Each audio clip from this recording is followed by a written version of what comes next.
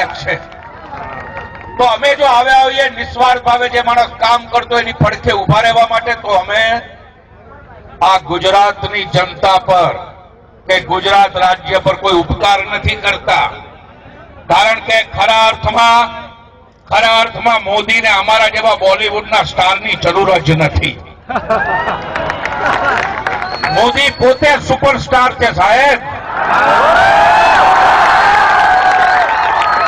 અને બહુ સાચી વાત છે, કારણ કે જેટલા फिल्म वालों के हमारी पास आवे थे, परेश भाई तुम्हारा गुजरात में तो यार एक ही स्टार है, सबसे बड़ा स्टार सुपरस्टार तो मोदी है. हमें क्या देश विदेश में फड़ी थे क्या कहे यार बड़े नसीब वाले हो कि तुम्हारे पास मोदी है. अरे कॉलर टाइट करवानु मन था साहेब.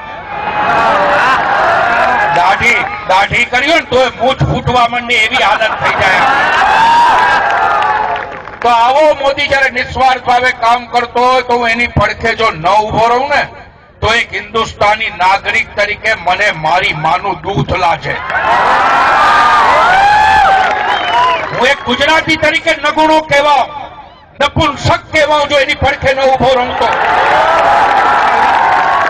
અને સાહેબ આપણે આવા માણસના હાથ મજબૂત કરવાના હોય. પેલા જે હાથ દેખાય છે ને એના નહીં. એ હાથમાં તો બંગડી પહેરાવી દો ને, કાયમને માટે મોકલી દો એમને. કારણ કે એ હાથ તમને લૂંટવા માટે સર્જાયા છે એટલું યાદ રાખજો. અને પાછા કોંગ્રેસ પાસે તો બે હાથ છે. એક હાથ તમારા ખિસ્સામાં છે ને, બીજો તમારા ગળા ઉપર હશે. એટલે પાકીટ મારતા જો પકડાઈ જશે ને તો તમારું ગળું એ દબાવી જશે. એમાંના જલ્લાદ છે આ. એટલે આ તમે સંભાળજો સાહેબ. એટલે આવા હાથ મજબૂત ન કરાય, મોદીના હાથ મજબૂત કરાય. અને મોદીના હાથ જે તમે મજબૂત કર્યા છે કોંગ્રેસને દેખાતું નથી એવું નથી, કોંગ્રેસથી જોવાતું નથી. કોંગ્રેસને થાય છે આ હાળું કેવી રીતે આ બધું થઈ જાય છે. આ મોદીએ કેમ કરતા ને કર્યું? અમે તો 65 વર્ષથી રાજ કરીએ છીએ, અમારાથી તો શેક્યો પાપડે નથી ભંગાણો. અને મોદીએ 10 વર્ષની પાપા પગલી ભરી એમાં આટલું બધું કરી દેખાડ્યું. મને એક પત્રકાર મિત્રે પૂછ્યું કે પરેશભાઈ ભાજપ અને કોંગ્રેસમાં શું ફરક છે?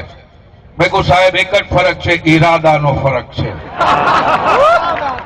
મોદીને કામ કરવું છે, પેલા લોકોને કામ જ નથી કરવું. પેલા લોકોને પોતાના ખિસ્સા જ ભરવા છે. એટલે આ માત્ર ઈરાદાનો ફરક છે આની અંદર. તો આ જે કોંગ્રેસ